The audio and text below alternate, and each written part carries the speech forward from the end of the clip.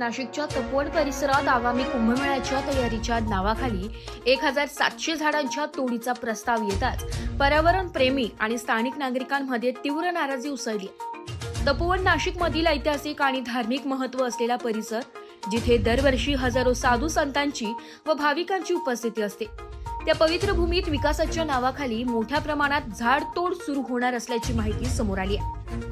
Nashik municipal कॉर्पोरेशनच्या अहवालानुसार कुंभमेळ्यासाठी साधूग्राम तयार करण्याच्या उद्देशाने सुमारे 1700 झाडे तोडण्यास मंजुरीची प्रक्रिया सुरू आहे। तथापि नागरिक या निर्णयाचा तरुण विरोध करीत आहेत। स्थानिक नागरिकांच्या म्हणण्यानुसार तपोवनची ओळख हरित वनराई आहे। कुंभमेळा ही परंपरा आहे, परंतु परंपरेच्या नावाखाली नाशिकच्या श्वासावर घाव मारला जाऊ नये। 70 ते 80 वर्षे जुनी झाडे तोडून विकास होतो ही संकल्पनाच चुकीची आहे।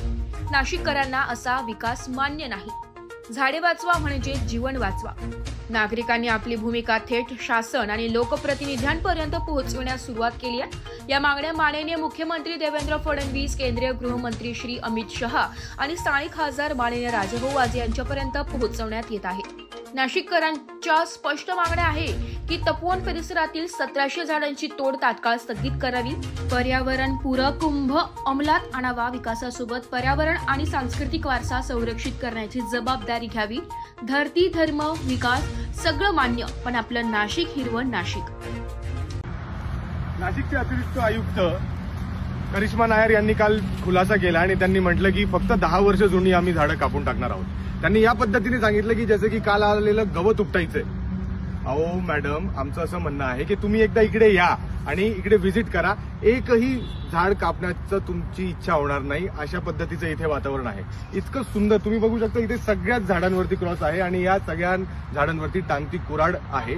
कधीही हे कापले जाऊ शकतात। आमची म्हणून अशी मागणी आहे की जी 21 तारखेला जनसुनावणी होणार आहे ती मनपाच्या बंद भिंतीत न करता इथे तपोवनामध्ये, या वनामध्ये, जे वनावरती कुऱ्हाड यांनी टांगती ठेवलेली आहे त्या वनामध्ये आपण करूयात।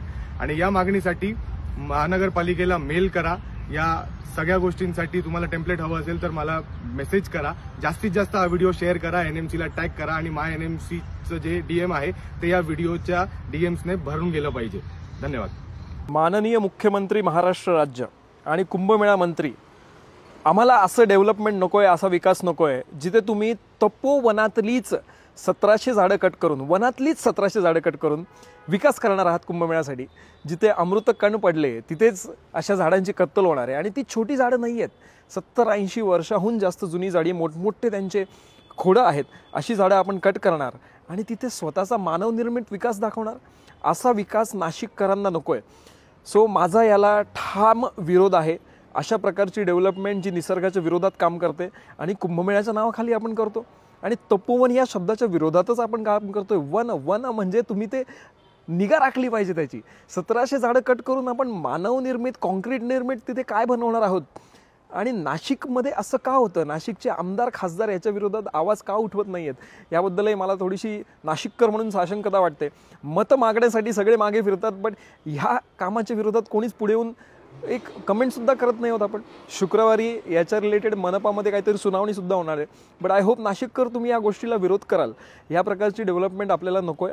नाशिक हे कायम हरित राहिलं पाहिजे, स्वच्छ राहिलं पाहिजे, निसर्गाशी कनेक्टेड राहिलं पाहिजे। रामानी इथे येऊन वास्तव्य केलं आणि आपण त्याच रामानी जे तपोवनात वास्तव्य केलं तेच तपोवन नष्ट करायला निघालोय आणि तिथे आपण 1700 झाडं कट करणार। म्हणजे मला हसू करडू हे कळत नाही। सो माझी आदरपूर्वक विनंती आहे तुम्हाला नाशिककरांना की हा व्हिडिओ जास्तीत जास्त शेअर करा आणि यासारख्या गोष्टींना विरोध करा। नाहीतर काय होतं, मत मागायला सगळे येतात, बट ह्या गोष्टीसाठी आपण विरोध नाही करत सरकारला, ते आपण केला पाहिजे। आपण मतदान देतो आणि त्यावरही लोक राज्य प्रस्थापित करतात। सो आपलं कर्तव्य आहे की त्यांना विरोध पण करणं आणि सहकार्य पण करणं। तुमचं काय मत आहे कमेंट सेक्शनमध्ये जरूर सांगा। मराठी न्यूजसाठी नाशिक शहर प्रतिनिधी नाशिक।